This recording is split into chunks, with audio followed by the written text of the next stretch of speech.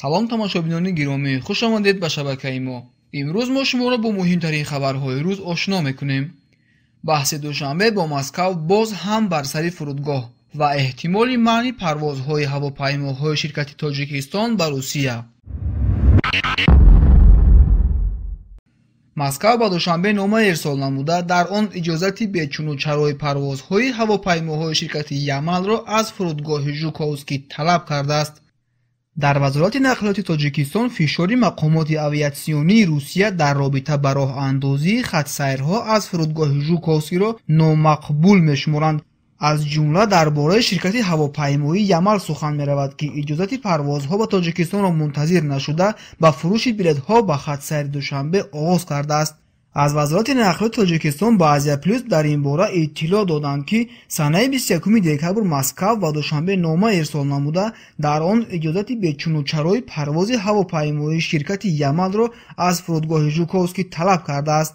дар акси ҳол аз 22 декабр парвози ҳавопаймоҳои ширкати Тоҷикистонӣ ба Русия манъ карда мешавад. чунин фишор қобили қабул нест, таъкид дошт як манбаъ дар вазорати нақлиёти ҷумҳурии Тоҷикистон. як манбаъ аз вазорати нақлиёти Тоҷикистон ба Азия Плюс хабар дод, ки барои иҷозати парвози ҳавопаймоии ширкати Ямал ба Тоҷикистон мувофиқатсозии ин масъала зарур аст.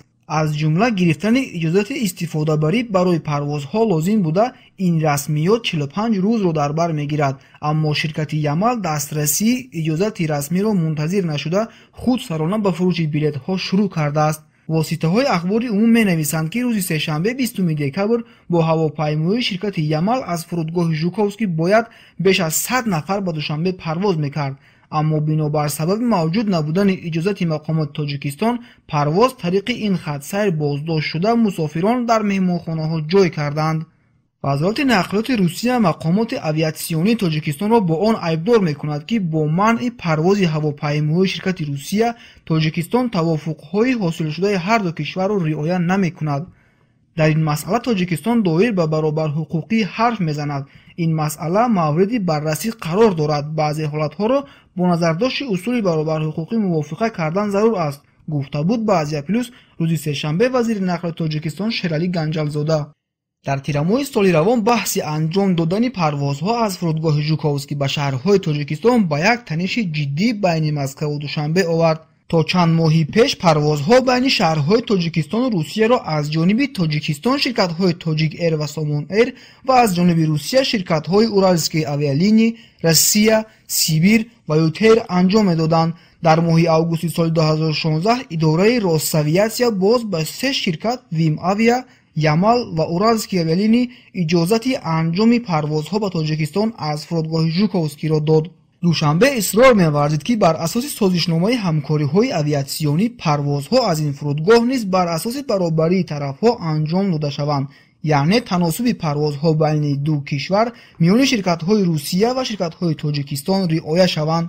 Русия дар посух ба баҳси бархоста таҳдид карда буд, ки аз 7 ноябр парвозҳо байни Русия ва Тоҷикистонро қатъ мекунад ва он ҳам дар рӯзҳое ки авҷи мавсими бозгашти муҳоҷирони кори тоҷик аз Русия буд. душанбе маҷбур шуд ба сурати оҷилӣ як ҳайаташро барои музокира ба Москав фиристад. рӯзи 7 ноябр ду кишвар ҷиҳати ҳифзи парвозҳо ба тавофуқ расиданд ва 23 ноябр нахустин ҳавопаймои ширкати Уральские авиалинии аз фурудгоҳи Жуковский ба Душанбе ва Хуҷанд парвоз карданро оғоз намуд. Уральские авиалинии ва Ютейр нархи чиптаҳояшонро барои Жуковский Душанбе ва Жуковский Хуҷанд 10500 11000 рубл, яъне 160-170 доллар муқаррар карданд. коршиносони риштаи ҳавопаймоӣ мегӯянд, як далели баҳси идомадори Душанбе ва Москав бар сари фурудгоҳи Жуковский ҳамин ҷанги нархҳост. то чанд муддати пеш нархи расидани то наздиктарин шаҳри Русия аз Тоҷикистон камаш аз 400 доллар сар мешуд.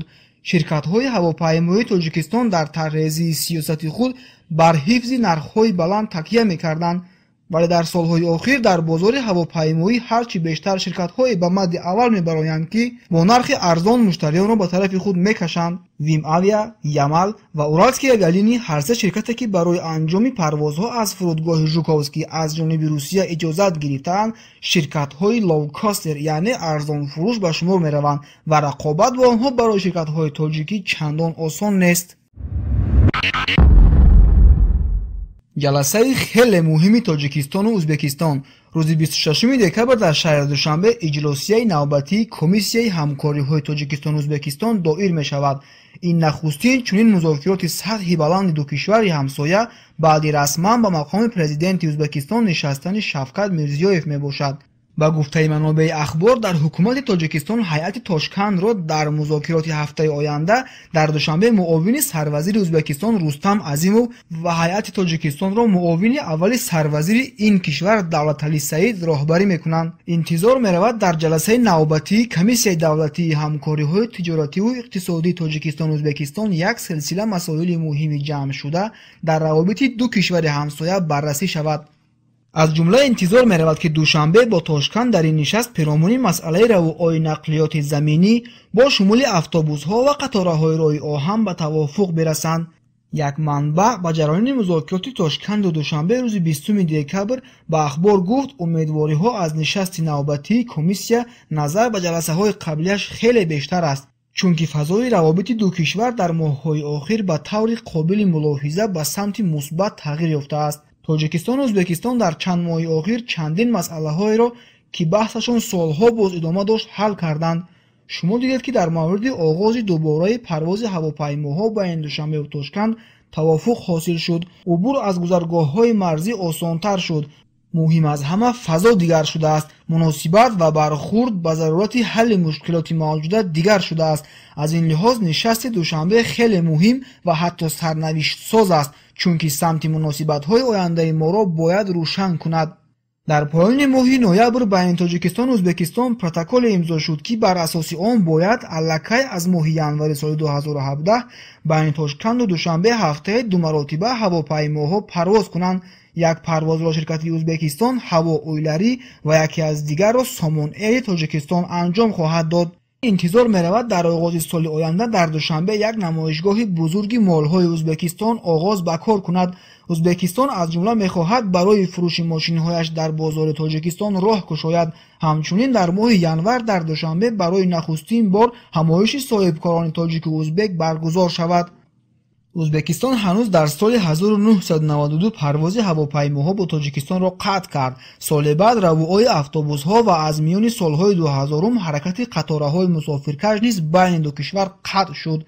ازبکستان در سال 2000 با این دلیل که جنگیان حرکت اسلامی ازبکستان با رهبری جمعه نمایندگان محض از قلمرو تاجیکستان تلاش حمله مسلحانه به خاکش را دارند و تاجیکستان نظام روادید یعنی ویزا جاری کرده مرزهایش با این کشور همسایه‌اش را مینه‌کاری کرد. ازبکستان در سال 2009 از شبکه واحدی برق آسیای مرکزی خارج شد و وضع به آن هم طاقت فرسای دوشنبه در امر تأمین اهالیش با نیروی برق در فصل سرما را سخت‌تر کرد. از سال 2011 صادرات گاز ازبکستان به تاجیکستان قطع شد و در همان سال تاشکند راه آهن اموزنگ ترمیز تنها راه آهن به جنوب تاجیکستان را با بهانه زیان‌آور بودنش منع کرد. منابع اخبار میگوید فضای روابط بین تاجیکستان و ازبکستان در تقریبا 2 سال اخیر به آهستگی تغییر میکرد، ولی بعد در گذشت اسلام کریموف در ماه سپتامبر و به قدرت رسیدن شفقت میرزیویف این فضا کاملا دیگر شد. 634 مهاجر تاجیک را از سوردلوس پیش کردند. مقامات ولایت سوردلوس میگوید از اول سال 2016 از حدود این ولایت 1422 مهاجر خارجی را اخراج کردند. 634 نفر قریب نصف آنها شهروندان تاجیکستان بودند. بنا به آماری که خدمات پریستاوهای ولایت سوردلوس روز 20 دکبر نشر کردند، از این منطقه اورال روسیه در سال روان همچنین 518 مهاجر از ازبکستان و 155 نفر از قرقیزستان رانده شدند. از 1422 مهاجری در سوردلوس رانده شده، تنها 215 نفرش از حساب بودجه روسیه و باقی 1207 نفر با پول خودشان ترک قلمرو روسیه کردند. خدمات پریستاوهای سوردلوس با افتخار خبر داده است که به شرافت به گردن خود مهاجران پرداختن خراجات اخراج آنها بودجه روسیه 14.9 میلیون روبل یعنی $230,000 صرف کرده است.